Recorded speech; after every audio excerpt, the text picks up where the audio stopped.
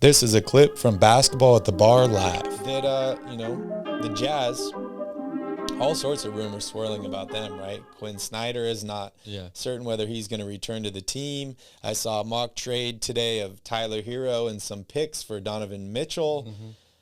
I think the biggest question mark for them is Rudy Gobert, right? You know, if the dude makes a ton of money, was exposed in this year's playoffs, and I think exposed is an understatement. The dude could do absolutely nothing. He was taken out of the game, which is quite unfortunate because the guy has a ton of skill, and a specialist like that, it just proves how good you are at certain things to be able to make it this far, being a specialist. But a lot of people are discussing whether the Jazz are going to choose him or Donovan Mitchell. For me, that's an easy decision. I'm taking Donovan Mitchell 99, maybe even 100 and 101 times out of 100. So what's going to happen with Rudy Gobert? He makes a ton of money. We heard some rumors about a potential team that's interested, Calvin. Yeah, I think this is the time of year when the rumors are just flying around like crazy. You can look up almost any rumor that you want to believe at this point about any of your favorite players, but he's currently being linked to the Toronto Raptors for Pascal spin move Siakam. Calvin's third favorite player. I do love Pascal. Interesting move here. They said that this package was centered around Pascal Siakam, so maybe it could include a draft pick or maybe a OG Anunoby or somebody like that. For me, this basically signals that the Raptors are all in on Scotty Barnes, right? Pascal Siakam has been incredible, and he's overachieved in that team, won a championship with them. But Scotty Barnes has really emerged as the man on that team. Does trading a guy like Pascal Siakam for a guy like Rudy Gobert, who we saw the team have issues with big men in the playoffs, more specifically Joel Embiid, does this help the Raptors? The short answer is yes, but I hate this trade for Toronto. I hate it. I mean, you're telling me you're going to trade your best player and one of your best wings, a great two-way player who's improving and getting better, is a very, very popular trade asset right now in the market in OG Anunoby, for a guy in Rudy Gobert who does two things and is enormously overpaid. Yeah, I think the Jazz would win this deal 10 times over if it was a real thing. I don't expect it to happen. For me, Rudy Gobert, there's really only one team that I think it makes sense to go after him in a trade, and that's the Warriors. Wow. What about Charlotte? Again, that Rudy Gobert doesn't, as we saw in the playoffs this year, he doesn't help you enough offensively to get your team over the hump. Mm-hmm. The Warriors, they don't need offensive help. That's why it makes perfect sense to me. The Warriors are tough for me just based on the salary cap situation of having to pay all those guys. Everything would have to work out perfectly, and it's highly unlikely, I think, because of the money. But I just, if Toronto pulls the trigger on that deal, Phoenix, I hope you're watching, because I hope you feel the same way that I do about it. I think that they would be as good or potentially good as Scotty Barnes can be. Yeah, I think that would be taking a step back in more ways than one, financially and with the play on the court. Yeah, for me, when I look at a trade like this, and if I'm the Raptors, I'm saying no to this immediately. When I look at a guy like Rudy Gobert, I feel like it's about time for him to move on, right? Like, it's not working in Utah. He needs to find a new situation, start out fresh. But he makes so much money that makes it difficult. So if I'm looking for an ideal trade scenario for a guy like Rudy Gobert, I'm looking for other bad contracts in the NBA, right? The reason I mentioned Charlotte is they have a guy in Gordon Hayward who I think is on a pretty bad contract. Yeah. Maybe that would work out. I look at a team like Houston that has a guy like John Wall who's under a huge contract. Maybe Houston makes sense. Mm-hmm. And then I look at the LA Lakers, and I know a lot of people aren't going to like this move, but you look at a guy like Russell Westbrook who makes a ton of money, and the team has had trouble finding a team that would take him. Maybe Utah would be willing to do a Westbrook for Gobert swap. Don't know how much this really helps the Lakers. LeBron James likes to get to the paint. If Rudy Gobert's standing there, maybe that creates some issues for him. We did see him win a championship with Dwight Howard, who's very similar in stature to a guy like Rudy Gobert. But for me, there's no perfect situation here, but I think Rudy Gobert gets moved for more of a quote-unquote bad contract than a guy like Pascal Siakam, who I think is in a reasonable contract and can get better and better. Yeah, it's just hard for me to justify trading for a center that's paid like he's the second or third best, one of the top 3 centers in the league, but he's not. So I mentioned the Rockets. What do you think about this deal? Which deal? John Wall for Rudy Gobert. I feel like this could potentially help both teams, right? Like you kind of get that John Wall, Bradley Beal pairing again in Utah. And then, Houston doesn't know what they're doing, but they have a bunch of guards. Very true. And if I were to name another player that I think could play pretty well next to a guy like Gobert, I would say it's Christian Wood, right? He's a great offensive player. He can stretch the floor a little bit. I think that gives Houston a great starting point moving into next season. Yeah, that deal makes a lot of sense. I mean, like you said, Houston needs to decide what they're doing first and foremost. But that would be maybe the start of that, heading down a path there. The only other destination I could think of is Oklahoma City. And I think they would be willing to do it to pick up some more draft picks. So we'll see if that happens. We've seen them pick up bad salaries or overpaid players in the past to add more draft picks. They do not have any salary concerns at this minute, so they can definitely take on a huge contract like Rudy Gobert for some draft capital or maybe, a young player or two. But we will see what happens here. Milwaukee Bucks lose to the Boston Celtics in 7 games.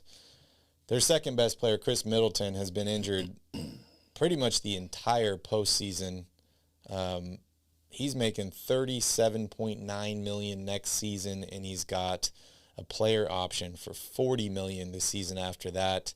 Let's jump here into the numbers with the Milwaukee Bucks and try and figure out what they can do to improve and get back to the NBA Finals and win another championship. So I mentioned Chris Middleton is under contract for 2 more seasons. Giannis is under contract for 4 more seasons, 42.4, 45.6, 48.7, and a huge player option in 2025, 2026 of $51.9 million. Drew Holiday's under contract for 3 more seasons, 32.3, 34.6, and a player option at 36.9.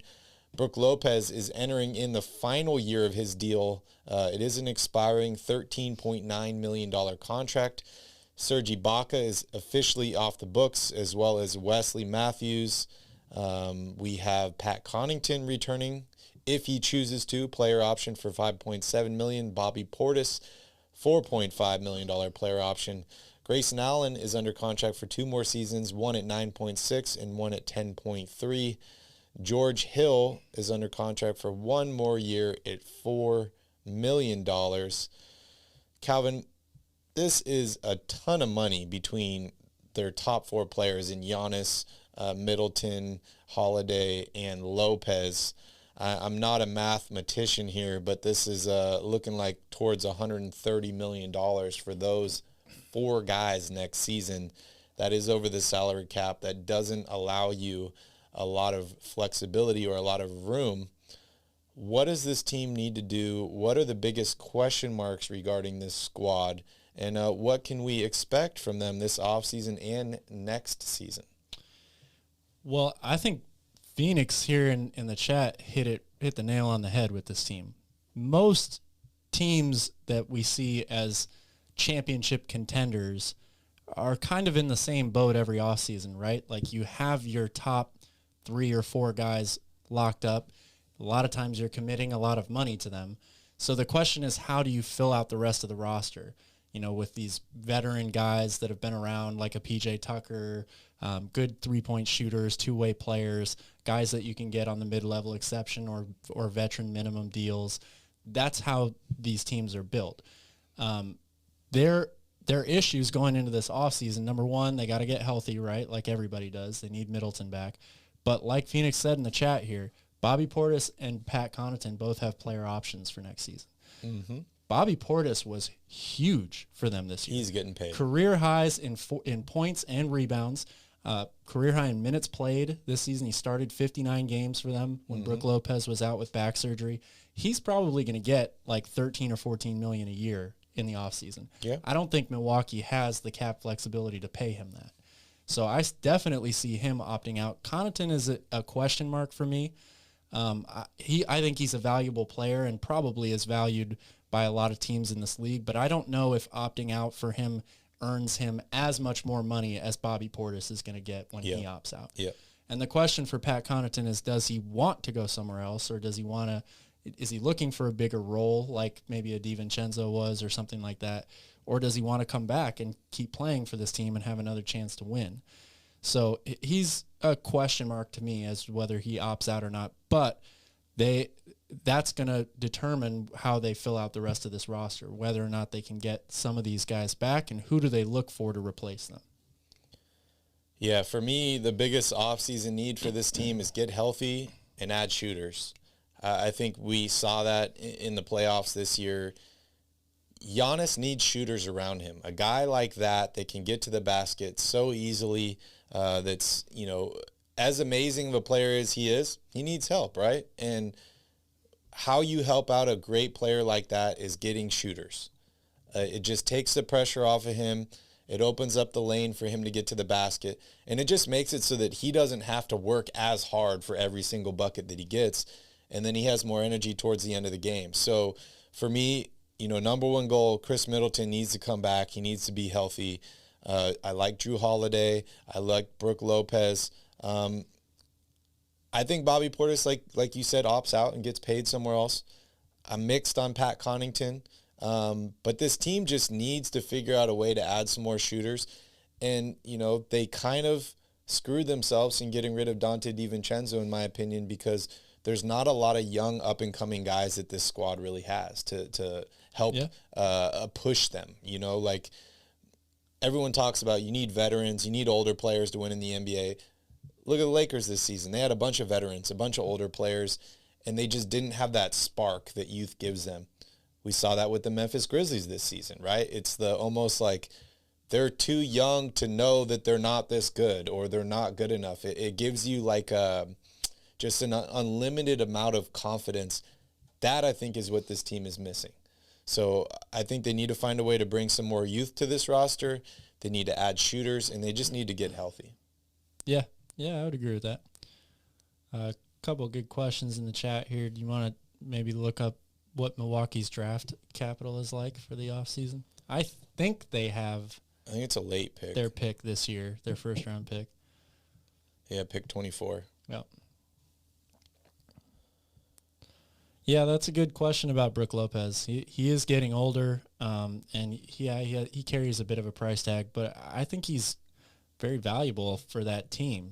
He's still maybe not the rim protector that he was a few years ago, but he still is able to help in that regard.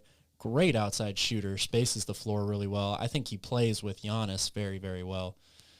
So I'd probably give it one more year with him, Yeah, and I would try and bring back Bobby Portis if there is a way. Progressive G saying Carmichael Dave said he wants the Kings to go after Bobby Portis. There's going to be a lot of interest for him around the league. And there's a lot of interest. A lot of players the Kings want to go after because when you're not making the playoffs, you got to add talent. Bobby Portis is one of those guys that he played incredibly well. He's going to get a good deal, but it's like, is that play sustainable? Have we seen a new Bobby Portis?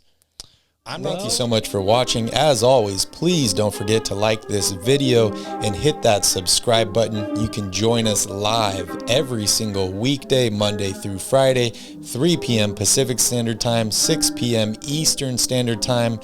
And also, don't forget to tip your bartender.